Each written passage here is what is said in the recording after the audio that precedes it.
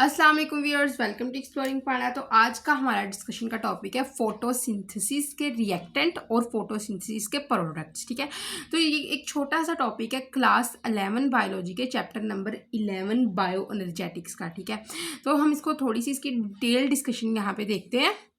तो photosynthesis reactant और product से पहले, ठीक है, फोटोसिंथेसिस बेसिकली है क्या? तो फोटोसिंथेसिस एक ऐसा प्रोसेस है जिसमें इनऑर्गेनिक कंपाउंड्स यानी कि कार्बन डाइऑक्साइड और वाटर, ये दोनों क्या हैं? इनऑर्गेनिक है ये नेचर में। तो आपको जो ये बेसिक डेफिनेशन अगर प्रोवाइड की जाए तो फोटोसिंथेसिस की बेसिक डेफिनेशन यही है कि इनऑर्गेनिक कंपाउंड्स यानी कि कार्बन डाइऑक्साइड और वाटर को मिला के in the presence of chlorophyll and sunlight organic compound की सिंथेसिस की जाए। ठीक है, तो ऑर्गेनिक कंपाउंड हमारे पास ये ग्लूकोज है। तो photosynthesis is the process in which the energy poor, ये इनऑर्गेनिक कंपाउंड जो होते हैं ये और ये दोनों एनर्जी पुअर है। ठीक है, इस एनर्जी पुअर इनऑर्गेनिक कंपाउंड को मिला के, ठीक है, जो है वो सनलाइट और क्लोरोफिल की मौजूदगी में एक एनर्जी रिच कंपाउंड जो कि हमारे पास है ग्लूकोज, और ठीक है ना, वो बनाया जाए। ठीक है ना, एनर्जी रिच कंपाउंड की प्रोडक्शन करवाई जाए, तो इस प्रोसेस को हम फोटोसिंथेसिस कहते हैं। और इस अमल के दौरान जो है वो एक ऑक्सीजन जो होता है ये बाय प्रोडक्ट के तौर पर रिलीज हो। ठीक है ना, oxygen is released as a by product. ठीक है, तो इस प्रोसेस को नाम दिया जाता है फोटोसिंथेसिस का। क्लियर? तो जो हमारे पास होते हैं ना, अब यहाँ पे क्वेश्चन ये है कि रिएक्टेंट कौन से हैं और प्रोडक्ट कौन से हैं इस प्रोसेस में। तो जो कार्बन डाइऑक्साइड और वाटर, मतलब कि हमें पता है कि जो स्टार्टिंग में जो है रिएक्शन में, हर रिएक्शन के जो स्टार्ट में चीज़ें मिलती हैं उनको हम रिएक्टेंट का नाम देते हैं, और उन चीज़ों के मिलने से जो चीज़ बनती है उसको हम प्रोडक्ट का नाम देते हैं। तो हेयर इज ये क्या है? ये हमारे पास रिएक्टेंट है और ये हमारे पास क्या है? प्रोडक्ट है। ठीक है, जो स्टार्टिंग में आते हैं, जहाँ जिसकी तरफ एरो जो जिसके ऑपोजिट होता है वो रिएक्टेंट होते हैं, और जिसकी तरफ एरो होता है वो क्या होते हैं? वो प्रोडक्ट होते हैं। इस तरह भी आप इसको याद रख सकते हो। ठीक है ना, तो ये रिएक्शन में इस तरह होता है। ठीक है ना, रिएक्टेंट और प्रोडक्ट। तो बेसिकली यहाँ पे किसकी तरफ कौन सी चीज़ें मिल रही हैं इस केस में? ये मिल रही हैं हमारे पास कार्बन डाइऑक्साइड और वाटर, और एरो जो है वो ग्लूकोज की तरफ है। ठीक है ना, इन दोनों के ऑपोजिट में है एरो, तो ये क्या है? रिएक्टेंट, और जिसकी तरफ एरो है वो है ग्लूकोज, और हमारे पास ऑक्सीजन, तो ये हमारे पास क्या है? प्रोडक्ट्स। तो ये फोटोसिंथेसिस के रिएक्टेंट है, ये फोटोसिंथेसिस के बेसिकली प्रोडक्ट हैं। ठीक है ना, क्लियर? तो बेसिकली हमारे पास दो प्रोसेसेस होते हैं, एक है रेस्पिरेशन, एक है फोटोसिंथेसिस। तो फोटोसिंथेसिस में क्या होता है? कार्बन डाइऑक्साइड, वाटर मिलते हैं, ग्लूकोज और ऑक्सीजन बनाते हैं, और ऑक्सीजन यहाँ पे इवॉल्व करवा दी जाती है। क्लोरोफिल की मौजूदगी में ये सारा प्रोसेस होता है। लेकिन अगर हम रेस्पिरेशन की बात करें तो रेस्पिरेशन में क्या होता है? इसमें रिएक्टेंट ये बन गए हैं, ग्लूकोज रिएक्टेंट बन गया, और प्रोडक्ट कार्बन डाइऑक्साइड और वाटर बन गए हैं। तो किसकी तरफ एरो है हमारे पास? कार्बन डाइऑक्साइड और वाटर की तरफ। तो ये प्रोडक्ट है, जिन के ऑपोजिट है? ग्लूकोज और ऑक्सीजन के ऑपोजिट है, तो ये रिएक्टेंट है। तो रेस्पिरेशन में क्या होता है? ये ग्लूकोज जो कार्बन डाइऑक्साइड में बनी थी ना, सॉरी फोटोसिंथेसिस, ये ग्लूकोज जो फोटोसिंथेसिस के अमल में बनी थी ना, ठीक है ना, ये ऑक्सीजन की मौजूदगी में इसको तोड़ा जाता है, और ये टूट के कार्बन डाइऑक्साइड और वाटर के अंदर जो है वो चेंज हो जाती है। इसको तोड़ दिया जाता है और कार्बन डाइऑक्साइड और वाटर यहाँ पे रिलीज होंगे। ठीक है ना, तो respiration is the breaking process, breaking of what? Glucose, and photosynthesis is the synthetic process, synthesis of what? Glucose. ठीक है ना, ये ग्लूकोज बनाता है, ये ग्लूकोज तोड़ता है। तो ये इसका एक जनरल जो है ना कॉन्सेप्ट है फोटोसिंथेसिस और रेस्पिरेशन के बारे में हमारे पास। क्लियर? एक तो ये बात होगी, एक वो कहता है कि जो रेस्पिरेशन है ना ये पूरे दिन में होगी। ठीक है ना, और इसके अलावा ये रात को भी होगी, take place in whole day और नाइट। ये नाइट नहीं लिखा मैंने। ठीक है, अगर हम बात करें फोटोसिंथेसिस की, तो फोटोसिंथेसिस जस्ट डे में होती है। वाई? क्योंकि फोटोसिंथेसिस के लिए ज़रूरत होती है लाइट की, सनलाइट की। ठीक है ना, तो सनलाइट जस्ट डे में ही अवेलेबल होगी, that's why photosynthesis only occur during day time. ठीक है, तो यही इसकी वजह है फोटोसिंथेसिस की दिन टाइम होने में। ठीक है, उसके बाद क्या है कि कार्बन डाइऑक्साइड रिलीज होती है रेस्पिरेशन में। ऑफकोर्स कार्बन डाइऑक्साइड रिलीज होगी, जब ग्लूकोज टूटेगा तो कुछ तो बनना है ना इससे, ग्लूकोज से। इसका जो कार्बन है ये कार्बन डाइऑक्साइड की फॉर्मेशन करवा देता है, ठीक है ना। तो ग्लूकोज तोड़ के क्या बनाता है, कार्बन डाइऑक्साइड और वाटर, ठीक है। तो कार्बन डाइऑक्साइड रिलीज होगी क्योंकि कार्बन डाइऑक्साइड की प्रोडक्शन हो रही है, ठीक है ना, प्रोडक्ट ही होते हैं ना रिलीज, और ऑक्सीजन जो होती है वो रिलीज होती है फोटोसिंथेसिस में। तो आप यहाँ पे देख सकते हो कार्बन डाइऑक्साइड वाटर मिलके ग्लूकोज और ऑक्सीजन बाय प्रोडक्ट के तौर पर, ग्लूकोज बनाते हैं मेन प्रोडक्ट और ऑक्सीजन बाय प्रोडक्ट के तौर पर बनाते हैं, जो कि रिलीज करवा दी जाती है, ठीक है। तो ऑक्सीजन रिलीज होती है ड्यूरिंग फोटोसिंथेसिस, और ये दोनों गैसेस कहाँ से रिलीज होंगी, स्टोमेटा से, ठीक है। स्टोमेटा से इन दोनों गैसेस को रिलीज करवा दिया जाता है। क्लियर। यहाँ पे वो कहता है कि फोटोसिंथेसिस जो है वो डार्कनेस में क्या होते हैं, लीव्स रेस्पिरेशन ज़्यादा कर रहे हैं, लेकिन फोटोसिंथेसिस रुक जाती है, ठीक है। और दिन टाइम जो है ये फोटोसिंथेसिस बहुत ज़्यादा हो रही है और ऑक्सीजन प्रोड्यूस करवाई जा रही है।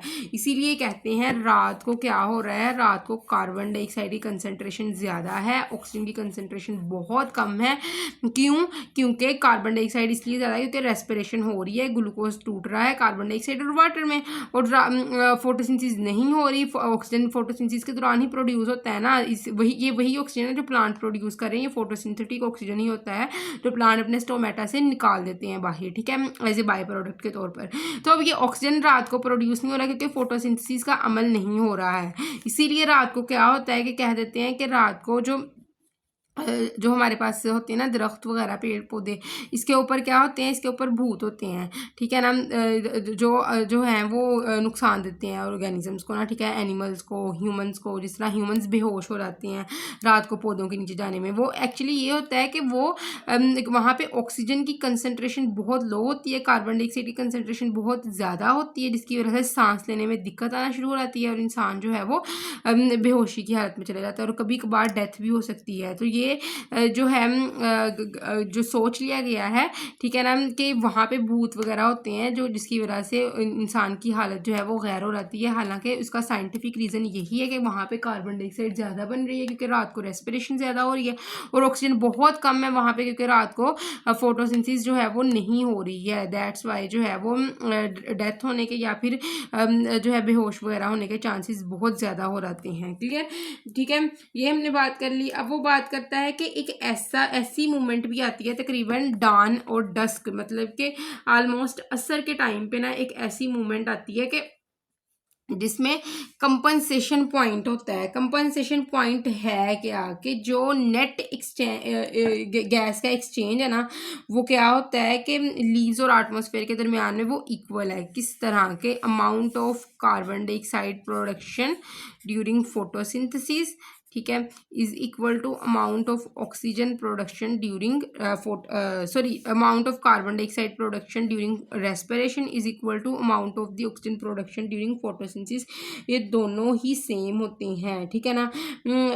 जो हम कहेंगे कि जो कार्बन डाइऑक्साइड जो रिलीज कर रहे हैं, ठीक है, वो भी, और ऑक्सीजन जो रिलीज कर रहे हैं फोटोसिंथेसिस सेल्स वो भी इक्वल है। इसका मतलब क्या है, हमें पता है कि कार्बन डाइऑक्साइड जो होती है प्लांट प्रोड्यूस करते हैं, ठीक है ना। तो कार्बन डाइऑक्साइड ज़रूरी होती है, carbon dioxide is also essential in photosynthesis. Plant carbon dioxide को फोटोसिंथेसिस के अमल में यूज़ करता है। किस तरह, ये देखो, कार्बन डाइऑक्साइड वाटर मिलके क्या बनाते हैं, ग्लूकोज प्लस ऑक्सीजन, ठीक है। और ये ऑक्सीजन अब मैं यूज़ करवाती हूँ इन दी प्रोसेस ऑफ रेस्पिरेशन। ये था फोटोसिंथेसिस का प्रोसेस। अब रेस्पिरेशन अगर हम देखें, रेस्पिरेशन का प्रोसेस है C6H12O6 प्लस ये वाला O2 मैं यहाँ लगा दूँ O2, तो क्या होगा CO2 प्लस वाटर।